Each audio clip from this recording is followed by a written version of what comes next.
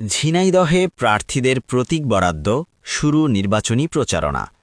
ত্রয়োদশ জাতীয় সংসদ নির্বাচনকে সামনে রেখে ঝিনাইদহ জেলায় প্রার্থীদের মাঝে আনুষ্ঠানিকভাবে প্রতীক বরাদ্দ দেওয়া হয়েছে। বুধবার সকাল 10:30টার দিকে জেলা প্রশাসকের সম্মেলন কক্ষে জেলা রিটার্নিং কর্মকর্তার কার্যালয়ের উদ্যোগে এই কার্যক্রম সম্পন্ন হয়।